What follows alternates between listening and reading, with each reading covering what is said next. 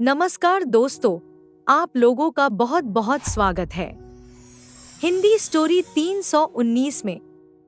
आज हम बहुत ही अद्भुत सी भगवान की खोज की कहानी आपके सामने लेकर आए हैं।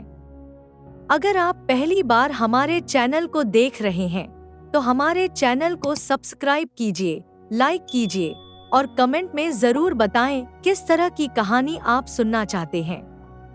बहुत समय पहले एक छोटा सा गांव था जहां एक बुद्धिमान और ईमानदार ब्राह्मण हरिदास रहते थे। हरिदास की भक्ति भगवान कृष्ण के प्रति अटूट थी। वह हर दिन मंदिर जाकर पूजा करता और गांव में भगवान की कहानियां सुनाता। उनकी बातों में ऐसी मिठास और श्रद्धा थी कि लोग उनसे प्रेरित होकर भगवान के प्रति और अधिक आस्थावान हो जाते थे। हरिदास का एक बेटा था जिसका नाम माधव था। माधव पढ़ाई लिखाई में होशियार था, लेकिन उसे भगवान पर विश्वास नहीं था।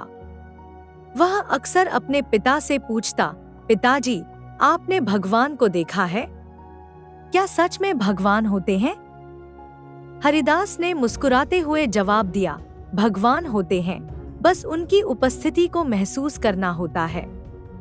माधव के मन में भगवान को लेकर कई सवाल थे। एक दिन उसने ठान लिया कि वह भगवान को खोजेगा और उनसे खुद सवाल पूछेगा।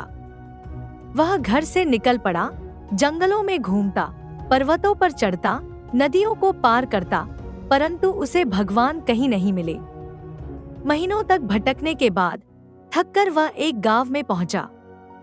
गांव में उसे एक बुजुर्ग महिला मिली जो अकेली थी और उसके पास भोजन नहीं था। माधव ने अपनी थकान भुलाकर उस बुजुर्ग महिला की सहायता की, उसके लिए भोजन तैयार किया, उसके घर की साफ सफाई की और कुछ दिन वहीं उसकी देखभाल करता रहा।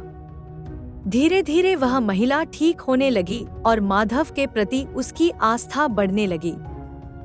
कुछ दिनों बाद जब माधव ने गांव छोड़ने का निर्णय लिया तो बुजुर्ग महिला ने उसे आशीर्वाद दिया और कहा, बेटा, भगवान हमेशा तुम्हारे साथ हैं। तुम्हारे इस सेवा भाव में ही भगवान का वास है।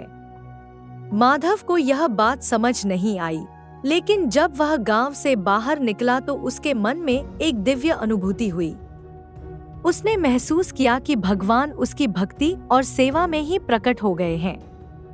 उसे समझ में आ गया कि भगवान को खोजने के लिए किसी मंदिर या पर्वत पर जाने की आवश्यकता नहीं है। सच्ची सेवा, प्रेम और करुणा में ही भगवान का वास होता है।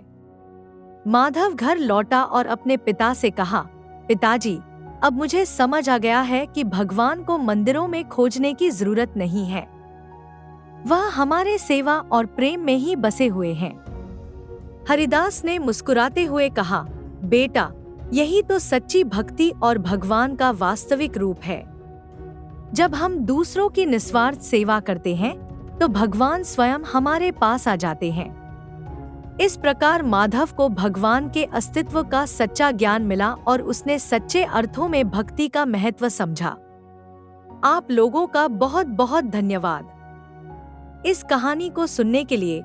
अगर आप पहली बार हमारे चैनल को देख रहे हैं, हमारे चैनल को सब्सक्राइब कीजिए और अपने विचार इस वीडियो के कमेंट पर जरूर शेयर करें और यह भी बताएं कि आगे आप किस तरह की कहानी सुनना चाहेंगे। फिर मिलते हैं एक नई वीडियो के साथ। धन्यवाद।